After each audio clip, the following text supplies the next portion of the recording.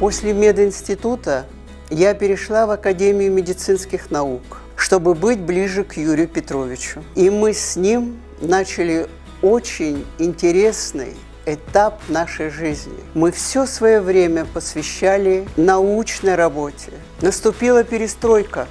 И многие люди, и я в том числе, уже стали искать какие-то новые рамки для своей профессиональной работы. И я создала в Академгородке частный лечебно-консультативный центр. Вести частный бизнес в России было очень сложно. И поэтому в одно время мне врачи сказали: Тамара, надо что-то придумать другое. И мой взор обратился на новую совершенно область – сетевой маркетинг. И я стала активно изучать его преимущества. И пришла к выводу, что основное, что ведет к успеху, это прежде всего уважение своих людей. Когда твои люди в команде успевают, тогда и ты добиваешься успеха. Но для этого, конечно, надо запастись терпением. Когда у меня уже был некоторый опыт работы, ко мне обратился наш старший сын, Юрий Юрьевич. Он предложил мне объединить наши усилия,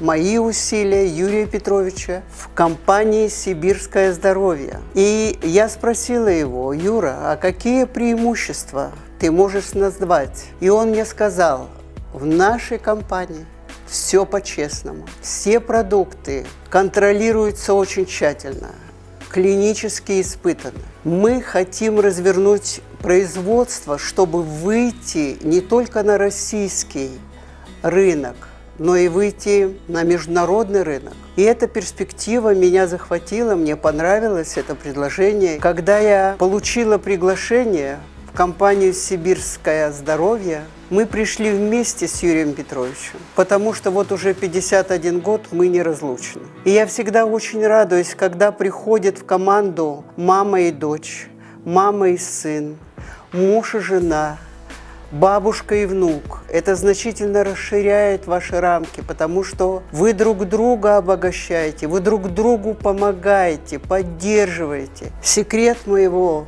успеха в людях, в моем отношении к ним. Каждый человек, который приходит в мою команду, я вижу в нем личность и вижу его сильные стороны. И это помогает мне выстроить четкий сценарий его карьеры. Я стараюсь связаться с каждым партнером, помочь каждому своему партнеру в меру своего опыта и своих сил. Потому что я хорошо помню, как я начинала, как мне люди помогали. Если доверие вы не вызовете, все наши технологии, которые мы имеем, не будут иметь смысла. И вот это моя формула. Доверие, диалог, долгосрочные отношения.